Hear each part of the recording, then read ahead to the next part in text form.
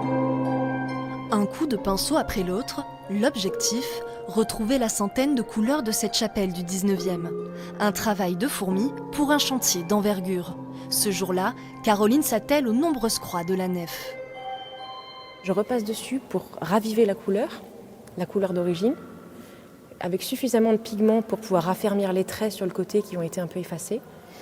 Et c'est un mélange caséine et chaux, parce qu'en fait, la caséine va pouvoir fixer le pigment, mais la chaux va permettre la transparence pour qu'on voit au final la vraie croix de dessous. C'est comme du maquillage. La mission du restaurateur, c'est avant tout de rester fidèle au travail de l'artiste.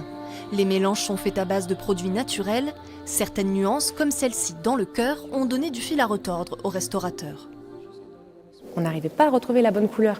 Et en fait, vraiment, en s'approchant, mais en ayant le nez dessus, on s'est dit, mais non, c'est pas rose, c'est orange. Et donc ça change tout, en fait, dans le mélange des couleurs. Quand on va créer la couleur, c'est pas les mêmes pigments qu'on va mettre, c'est pas la même quantité quand on va avoir un rose, quand on va avoir un orange.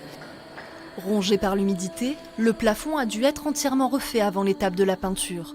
Perché à 12 mètres, le frère de Caroline, lui, s'attaque aux quelques 800 fleurs de la nef. Michel-Ange, quand il a peint la chapelle Sixtine, s'est fait installer un échafaudage et il était couché et il peignait.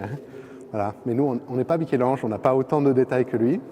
Donc on ne travaille pas couché, on travaille debout, les bras en l'air.